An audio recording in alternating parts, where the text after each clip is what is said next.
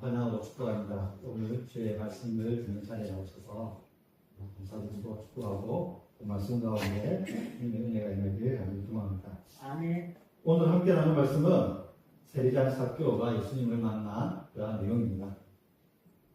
세리장 삭개오는 예수님의 얼굴을 보기 위해서 나무 위에 올라가서 예수님이 오시는 것을 기다렸습니다. 그리고 예수님이 그 나무 아래를 지나칠 때 예수님께서 삭개오를 보시고 삭개오야 내려오라, 내가 너희 집에 하룻밤 머물러야겠다라고 말씀하십니다. 그러자 삭개오가 기뻐하며 내려와서 예수님을 자신의 집에 모시고 극진히 대접을 합니다. 그리고 식탁 교제 가운데에서 예수님의 그 말씀을 듣고 그가 변화되고 믿음으로 성장하고 믿음으로 변화되고 그리고 그 변화된 믿음을 행동으로 직접 보여주면서 그의 가정이 구원을 받게 되는 놀라운 일이 일어나게 됩니다. 이 본문의 말씀을 통하여서 우리가 이 시간 또 하나님의 말씀을 듣고 그리고 우리에게 베푸시는 그 구원의 은혜에 감사하면서 우리 신앙을 새롭게 결단하는 그러한 은혜의 시간이 되기를 주님 이름으로 축복합니다. 먼저 본문을 통해서 우리가 알 수 있는 것은 예수님은 잃어버린 사람을 먼저 찾아가신다는 사실입니다. 삭개오에 대해서 먼저 우리가 알아가야겠습니다. 어떤 것인지 알아보면 삭개오는 유대인이면서 키가 작았습니다. 그리고 그의 직업은 세리장이었습니다. 그리고 부자였습니다. 우리가 모두가 알아는 부자였습니다. 그의 외모와 그의 직업은 그리고 그가 가진 많은 재물은 당시 유대인들과 종교 지도자들, 특히 바리새인이나 제사장들 같은 종교 지도자들에게 있어서는 죄인과 같았습니다. 혐오의 대상이었습니다. 왜 그러냐면 먼저 삭개오는 키가 작았습니다. 키가 작다는 것은 그의 죄로 인하여서 하나님께 벌을 받았다라고 하는 그런 생각이 강하였고 그리고 사회적 문화로서 하나님께 복을 받지 못하여서 그러한 장애가 생겼다라고 생각하는 것이 당시 사회 문화였고 의식이었습니다. 그러다 보니 그가 그냥 키가 작다라는 그 이유 하나만으로도 그 유대 사회에서는 저 사람은 하나님께 벌을 받았구나. 저 사람은 영적으로나 도덕적으로나 결핍이 있어서 모자란 사람이구나. 이런 편견 기준을 바라보게 되었습니다. 뿐만 아니라 삭개오는 세리장이라는 직업을 가지고 있었습니다. 그의 직업으로 인해서 많은 재물을 갖게 되었죠. 부자였습니다.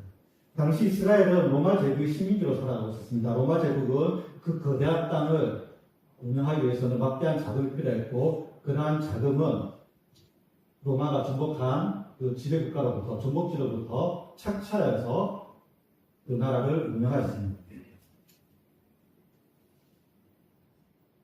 토지세, 관세, 통행세, 주민세, 상속세 등 정말 다양한 세금을 정복지로부터 착취하여서 화려하고 큰 신전을 짓기도 하였고 건물을 짓고 도로와 다리를 건설하였으며 막강한 로마 군대를 운영하였고 그리고 로마 시민들에게 다양한 복지를 제공하고 있었습니다.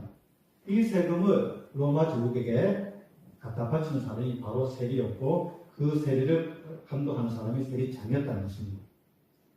로마 제국 당시 로마는 오늘날 같이 국가가 직접 세금을 부과해서 버는 것이 아니라 세리장을 통하여서 세금을 거두었습니다.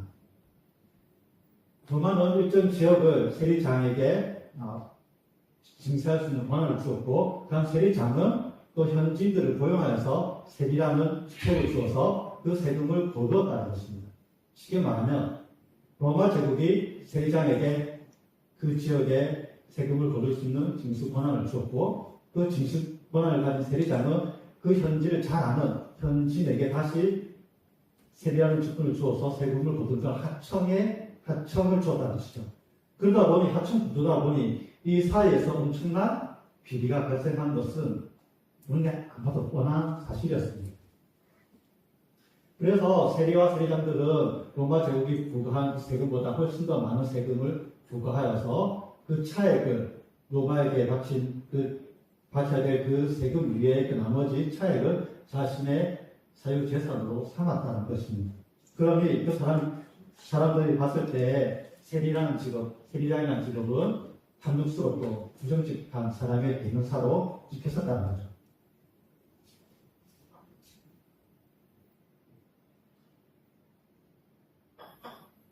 뿐만 아니라 종교적인 이유도 있습니다. 지독적인 이유, 그러한 것 위에도 종교적인 이유가 또 있습니다. 당시 로마 황제는 신의 아들이라는 그러한 명칭을 달았습니다. 로마 황제는 신의 아들로서 그러한 명칭을 달았고, 그리고 로마에서 쓰는 화폐, 이 드라크마라는 화폐에는 로마 황제의 초상화가 그려져 있고, 그 테두리의 글귀에는 신의 아들이라는 그러한 글자가 새겨져 있었습니다. 세리는 이러한 돈을 거두어서 로마에 바쳤기 때문에 하나님을 배반하고 우상 숭배를 돕는 그러한 사람으로 여겨졌습니다. 세리는 또 특별히 이방인들과 많이 접촉하였고 로마 관리비가 접촉하였기 때문에 이스라엘의 그 정결법으로 치면은 그 정결법에 또 위배되는 행동을 하였던 거죠. 이방인들과 너무 많이 접촉하였기 때문에. 그래서 부정한 사람으로 찍혔다는 것입니다. 또 더 나아가 이스라엘은 하나님만이 유일한 신이고 왕으로 섬기는 그러한 사람들인데 로마의 황제를 섬기고 그 로마가 움직이는 세금을 거둬서 바치는 그러한 일로 인해서 하나님의 나라에 반대하는 일을 하는 사람으로 여겼다는 것입니다. 우상 숭배하는 데에 일조하고 조력하는 자로 여겼고 또 더 나아가서 우상 숭배하는 사람으로까지 비춰졌다는 것입니다. 이러한 이유로 인해서 삭개오는 사람들로부터 배척을 당하고 편견의 시선을 받게 되고 고립된 그러한 사람으로 지내게 되었다는 것이죠. 그리고 유대인들은 이러한 세리와 세리장들과 함께하는 것을 꺼렸습니다. 세리와 세리장들은 회당에도 가지 못하였습니다. 일반인들은 그들과 식사하는 것을 쫓아거리고 교류하는 것을 꺼렸습니다. 거짓말쟁이, 사기꾼, 로마의 법을 등에 업고서 시민들을 착취하는 대군노, 이렇게 대하였다는 것입니다. 결국 삭개오는 종교적으로는 하나님을 배반한 사람이고 민족적으로는 동족을 착취하여서 외세에 바친 사람으로 여겨졌습니다. 이렇게 유대 사회에서 가장 미움받고 소외받는 그러한 부류에 속한 사람이 바로 삭개오라는 것입니다. 여기서 그런데 우리 한번 생각해 보겠습니다. 삭개오가 세리장이 된 것이 과연 삭개오 개인만의 욕심이나 탐욕 때문에 그가 그렇게 되었을까라는 것입니다. 신체적 특성으로 해서 키가 작다라고 인해서 저 사람은 하나님부터 벌을 받았구나, 하나님을 보고 받지 못했구나라고 따가운 편견의 시선을 받고 외롭게 지냈을 것입니다. 그가 이스라엘 공동체에서 같이 어울려져서 살려고 할 때, 사회 구성으로서 함께 살려고 할 때, 그 공동체가 그를 따뜻하게 보듬어주지 못하고, 환영하지 못하고, 공동체 이름으로서 받아주지 않았기 때문에, 그는 결국 먹고 살기 위해서, 생계를 위해서 세리라는 직업을 가지게 되었고, 그 세리라는 직업에서 그가 나름대로 성실히 최선을 다하고 노력을 하여서 세리장까지 되지 않았을 거라는 것입니다. 이렇게 생각해 본다면 오늘날 우리에게도 많은 교훈을 줍니다. 현대 우리가 살아가는 지금 이 시랑 장애에 대해서, 장애인에 대해서 또는 정신적인 장애, 육체적인 장애, 이런 장애에 대해서 의식이 많이 개선되어 있고 사회적인 제도가 많이 보완되어 있습니다. 그러나 그렇다 할지라도 여전히 그러한 장애를 가진 사람들이 직업을 가지고 사회의 한 구성으로서 살아갈 때에는 많은 어려움이 있는 것은 사실입니다. 그래서 고립되고 외롭게 홀로 힘든 시간을 보내고 있다는 사실입니다.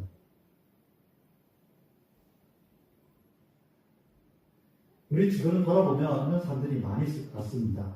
경제적으로나 정서적으로나 소외되고 외로움 속에서 살아가는 그런 우리 이웃들을 바라볼 때 그리스도인인 저와 여러분 그리고 교회는 그러한 이웃들을 원해서는 안 될 것입니다.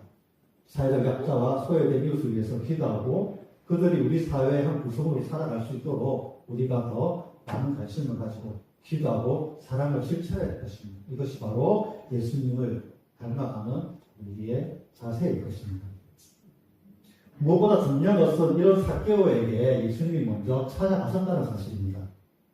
사람들은 삭개오를 외면하였지만은 예수님은 그를 찾아가서 너의 집에서 하룻밤 머물겠다고 얘기하셨습니다. 사람들은 삭개오를 향해서 손가락질하고 비난하고 죄인하고 멀리하지만은 예수님은 그를 사람으로서 보듬어 주셨다는 것입니다.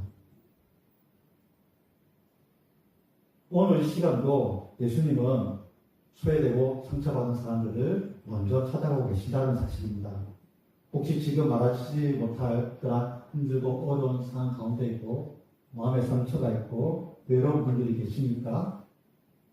힘겨운 시간을 홀로 어렵게 보내고 계신 분들이 계십니까? 예수님은 그런 분들을 외면하지 않으십니다. 먼저 찾아가시고 위로하시고 보듬어 주시고 힘을 주신다는 사실, 그리고 그 마음에 평안함을 주신다는 사실입니다.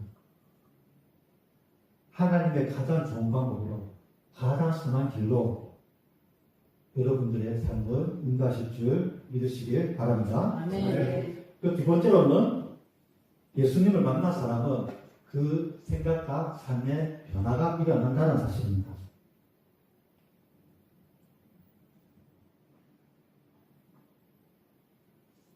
사회적으로 소외받고 고립되어서 외롭게 살아가던 삭개오에게 소문이 한 가지 들립니다. 예수님이 여리고성, 자기가 지내고 있는 여리고성을 지나간다는 소식이 들었습니다.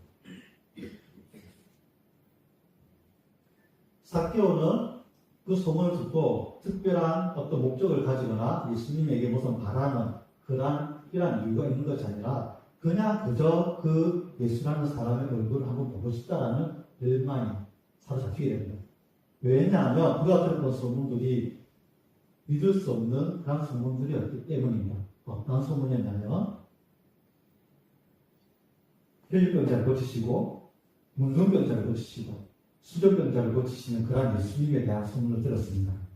그리고 하나님의 말씀을 가르치는데 다른 종교 지도자들과는 다르게 다른 권위로서 하나님의 말씀을 가르치시고 그 말씀을 받은 사람들이 변화를 받고 구원을 받는 놀라운 일들이 일어났다는 것을 들었다는 것이죠. 수많은 병자를 고치고 늘 가난하고 힘들고 병들고 사회적 약자들 소외되고 고통받는 사람들과 함께 먹고 마시면서 그들에게 하나님의 말씀을 전하였고 그 사람들이 변화되었다는 사실을 삭개오가 들었습니다. 그래서 삭개오는 이 믿음의 소식을 듣고 도대체 이 예수라는 사람이 어떠한 사람인가? 나도 이 사람의 얼굴을 한번 보고 싶다 라는 마음에 사로잡혔던 거죠. 그래서 그가 예수님이 지나가신다는 소식을 듣고 나아갔습니다. 사람들이 많이 몰려있습니다. 그 많은 군중들을 비집고 들어가기에는 키가 너무나 작고 왜소해서 나갈 수가 없었습니다. 그래서 그런데 삭개오는 포기하지 않았습니다.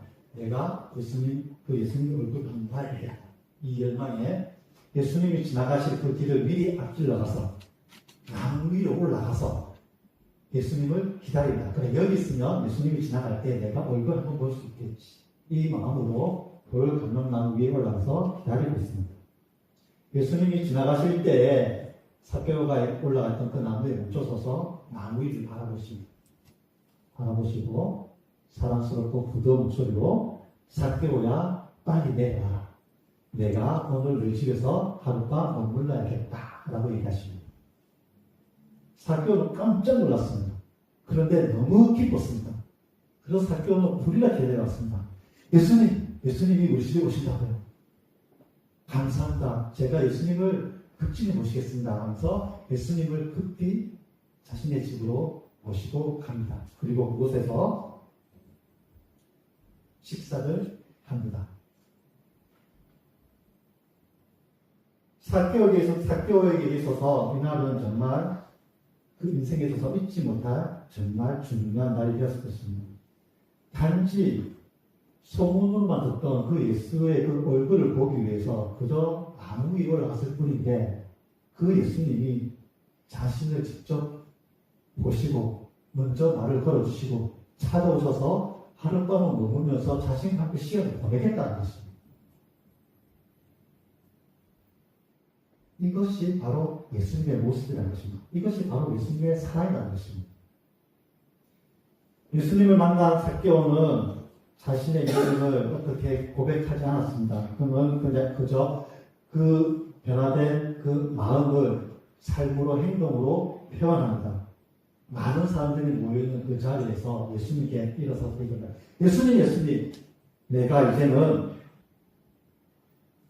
내가 이 가진 재산의 절반을 가난하고 소외된 사람들 그들 위해서 내가 기부하겠습니다. 내어놓겠습니다. 그들 위해서 사용하겠습니다. 그리고 내가 잘못하여서 다른 사람에게 피해를 주면서 얻은 소득이 있다면 그 재물이 있다면 그것을 내대로 그 사람에게 내갚겠습니다.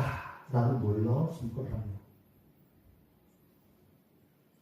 이것은 단순히 기부를 하겠다는 선언이 아니라 회개에서 나오는 그 회개의 열매라는 사실입니다. 그는 예수님과 저녁 식사하면서 그 교제 가운데에서 재물에 대한 가치관이 먼저 바뀌어졌습니다. 삭개오는 부자였습니다. 큰 집을 가지고 값비싼 보물들과 화려한 장식들을 많이 가지고 있었을 것입니다. 사람들로부터 외면받고 소외받고 멸시받는 그러한 감정들을 어쩌면 그러한 화려한 것들을 갖춰놓은 집에서 화려하게 꾸며놓은 집에서 위안을 받았을 수도 있습니다. 재물로서 그것을 채워나갔을 수도 있습니다. 그런데 예수님을 만나고 나니 그 재물에 대한 가치관이 바뀌어졌습니다. 하나님이 이렇게 나에게 재물을 주신 것은 이 재물을 가지고 하나님의 그 뜻대로 사용하기를 원하시는구나 라는 것을 깨달았다. 그래서 그 재물을 하나님의 뜻대로 사용하기로 결심한 것이었습니다. 그래서 가진 재물의 절반을 내어놓겠다고 얘기하셨습니다. 이때 우리는 또 다른 한 사람이 등장합니다. 부자 갈리입니다. 삭개오 이전의 부자 갈리가 예수님을 찾아오게 됩니다. 예수님, 내가 인생을 얻기 위해서는 어떻게 해야 됩니까? 라고 질문하다 예수님은 너가 율법을 지켜야 한다 라고 얘기하십니다. 그 말을 들은 그 부자 갈리는 예수님, 저는 어릴 때부터 율법을 잘 지켰습니다 라고 표현해요. 그러자 예수님은 그러면 네가 가진 재물을 가난한 사람들을 위해서 나누어 주어라 라고 대답하십니다. 이 대답을 들은 부자 관리는 아주 금식걱정에 쌓인 표정으로 무거운 마음으로 예수님을 떠나가게 됩니다. 이 부자 관리는 하나님 율법을 알고 하나님 율법을 잘 지켰지만 그러나 그 율법 속에 담긴 하나님의 그 사랑은 깨닫지 못하였습니다. 하나님의 사랑을 알고 있었지만 하나님의 사랑을 이웃에게 실천을 하지는 못하였습니다. 그러나 반대로 삭개오는 달랐습니다. 대부분의 유대인들이 세리는 거짓말장이요, 탐욕스러운 매국노요, 사기꾼이라고 비난을 하였습니다. 그러나 삭개오는 예수님을 만난 후 자신의 재산의 절반을 가난한 사람과 사회적 약자들을 위해서 사용하겠다라고 선포하였습니다.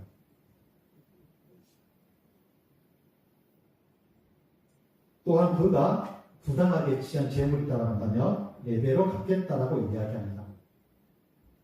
당시 유대 사회에서 자기가 얻은 소득의 10%, 그러니까 11조라고 부르면 되겠죠. 자신이 얻은 10분의 1을 이웃들에게 나누면 저 사람은 선량한 사람이다 라는 칭찬을 받았습니다. 20%, 즉 10분의 1을 가난한 사람들과 사회적 약자들을 위해서 기부를 한다면 그 사람은 매우 훌륭한 사람이라고 칭찬을 받고 존경을 받았던 사회였습니다. 그런데 삭개오는 무려 재산의 절반을 내놓겠다는 것입니다. 그리고 4배로 갚겠다고 합니다. 보통 이스라엘 율법에서는 5분의 1을 배상합니다. 진짜 많이 배상하면은 2배를 배상합니다. 그 그리고 아주 엄격한 경우에, 아주 극단적으로 엄격한 경우에 4배를 묻게 합니다. 그런데 삭개오가 지금 부당하게 취한 재물이 있다면 4배로 배상하겠다는 사실은 단순히 율법적으로 자신이 배상하겠다는 그런 의미를 벗어나서 변화된 삶의 신앙 고백으로서 그 결단으로서 4배를 갚겠다는 것이죠.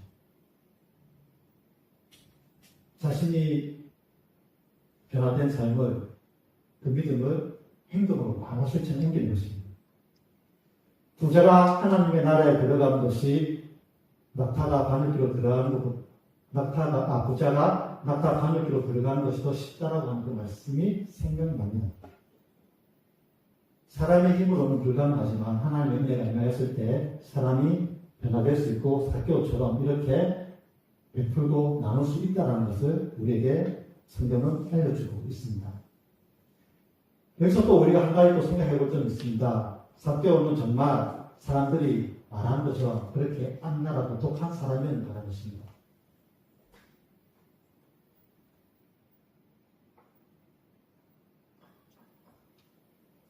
그가 세리로부터 시작해서 세리장까지 이르기까지 평생의 세리로 살아갈 때에 만약 그렇게 악랄하고 독하게 백성들의 고요를 짜내어서 세금을 걷어내고 자신의 부를 축적했다고 한다면 과연 그가 쉽진 않았겠지만 그 변화된 마음으로 재산의 절반을 내어놓고 4배로 갚겠다라고 말을 할 수 있었을까라는 것입니다. 현실적으로 불가능하죠. 재산을 다 팔아도 안 될 것입니다. 예수님과 식탁 교제하는 가운데에서 예수님의 말씀을 듣고 삭개오는 자신의 잘못을 깨달았습니다. 지금까지 살아왔던 삶을 바라보면서 내가 좀 잘못 살아왔구나. 그리고 내가 이 사람한테 뇌물을 받았고 저 사람의 편을 받으면서 뇌물도 받고 착취한 것도 있고 그런저런 잘못한 것들이 생각났을 것이라는 것입니다. 때때로 그가 뇌물을 받을 수 있었겠죠. 때때로 다른 사람에게 부과된 세금보다 더 많이 부과해서 착취했을 수 있습니다. 그러나 그것이 그의 평생을 돌아봤을 때에 불과 얼마 되지 않는다는 사실입니다. 말씀을 들었을 때 잘못한 것들, 잘못한 사람들이 생각나고 그에 대해서 자신이 변화된 마음으로 내어놓겠다라는 것이죠.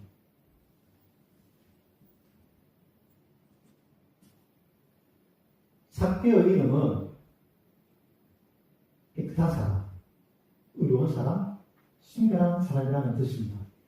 부모가 삭개오가 태어났을 때 그런 이름을 지어줬다는 거죠.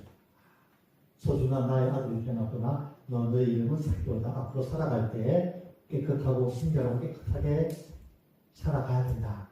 그런 마음을 지어줬겠죠. 여러분들도 부모님이 이름을 지어줬을 때 좋은 이름을 지어줬을 것입니다. 저 역시 마찬가지고.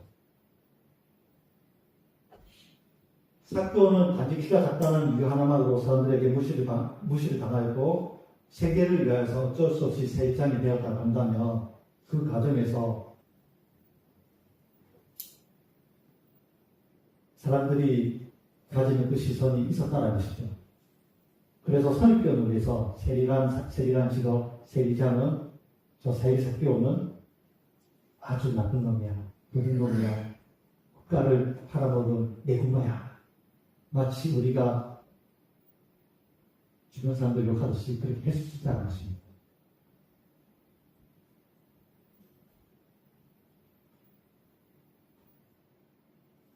우리도 이런 선입견이나 잘못된 편견에 대해서 그러한 사람들을 내몰보고 판단하고 나쁘게 바라볼 수 있는 경우가 많이 있다는 것이죠.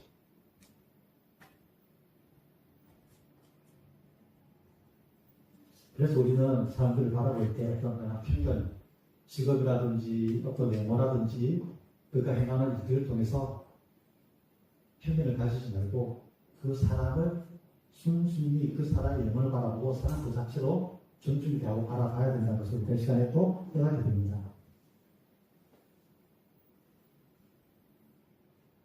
삭개오는 이렇게 예수님을 만난 후 재물에 대한 가치관이 바뀌고 그 행동을, 그 변화된 마음을 행동으로 직접 보여주게 됩니다. 참된 믿음은 말로만 이런 것이 아니라 그 삶으로 변화되는 것을 우리에게 보여주고 있습니다. 야고보서 2장 26절에 이렇게 말씀하고 있습니다. 영혼 없는 몸이 죽은 것 같이 행함 없는 믿음은 죽은 것이다 라고 얘기하고 있습니다. 우리도 예수님과 동행할 때 욕심은 사랑으로, 미움은 용서로, 이기심은 섬김으로 바뀌어야 되겠습니다. 우리의 믿음이 말만 하는 것이 아니라 삶으로서 증명이 되어지고 하나님께 영광을 돌려 아름다운 열매를 맺는 그러한 성도들이 되시기를 간절히 축복합니다. 그 세 번째로는 한 사람의 믿음이 그가 속한 공동체를 구원시킨다는 사실입니다. 삭개오는 예수님의 말씀을 듣고 깊이 감동을 받아서 완전히 변화된 삶을 살았습니다. 그는 자신의 재산 절반을 이웃에게 나눠주고 잘못한 것이 있다면 그 사람에게 4배로 갚아주겠다라는 그런 선언합니다. 이것은 단순히 후회나 감정적인 반응이 아니라 회개에 너무 합당한 열매였습니다. 그리고 그의 신앙 고백이었던 것입니다. 이러한 사건을 보시고 예수님께서 말씀하십니다. 오늘 구원이 이 집에 이르렀으니 이 사람도 아브라함의 자손이다. 예수님은 특별히 오늘이라는 단어를 사용하여서 표현하였는데 이는 바로 이 순간 하나님의 구원이 삭개오의 삶에 임하였다는 것을 공식적으로 선포하신 것입니다. 삭개오가 이렇게 회심하고 변화되는 것을 말로 표현했을 때 그것을 하나님의 은혜로 임하였다는 것을 알고 그 믿음의 열매를 예수님께서 인정하였다는 것입니다. 또한 예수님께서 삭개오에게 아브라함의 자손이라고 부르십니다. 이것은 단순히 아브라함의 자손의 혈통을 이야기하는 것이 아닙니다. 믿음으로 하나님의 백성이 되었다는 것을 선포하신 것입니다. 그동안 세리라는 이유로 삭개오는 유대 공동체에서 살지 못했고 배척당하였고 힘들게 어렵게 외롭게 살아갔습니다. 죄인 취급을 받으면서 살아갔다는 것이죠. 그런데 이제 예수님께서 삭개오에게 하나님의 아브라함의 자손이 되었다고 선포하신 것은 이 삭개오를 하나님의 자녀이자 하나님의 백성으로 유대 사회 구성원으로 받아들이는 그런 선포였던 것입니다. 이제는 버림받은 사람이 아니라 하나님 나라의 백성으로서 이론으로서 받아들였다는 거죠. 예수님이 말씀하십니다. 오늘 이 집에 구원이 이르렀다 라고 또 말씀하십니다. 구원은 삭개오 한 사람에게 머문 것이 아니었습니다. 당시 삭개오 집에는 많은 사람들이 있었을 것입니다. 삭개오의 집을 일하는 하인들도 있었을 것이고 그리고 가족들도 있었을 것이고 그리고 그가 고용한 세리도 많이 있었을 것입니다. 그들과 함께 식탁 교제하면서 어울렸을 것입니다. 그 시간 가운데 삭개오가 변화되어지고 그다음 믿음의 선포를 했을 때 수많은 사람들이 그 삭개오를 모습을 보았을 것입니다. 그리고 그 가운데 마음의 변화가 있었던 사람들이 많았을 것입니다. 예수님의 말씀 가운데 은혜를 받은 사람들도 있을 것이고 삭개오의 변화를 보고 은혜 받은 사람도 있었을 것이고 다양한 은혜가 각 사람에게 임했을 것입니다. 예수님은 그래서 그 집안 모든 사람에게 구원이 임하였다라고 이야기하고 있습니다. 성경은 한 사람의 믿음으로 말미암아서 가정과 공동체에 큰 영향을 미치고 구원을 해주고 있다는 모습, 사실을 여러 차례 언급하고 있는데요.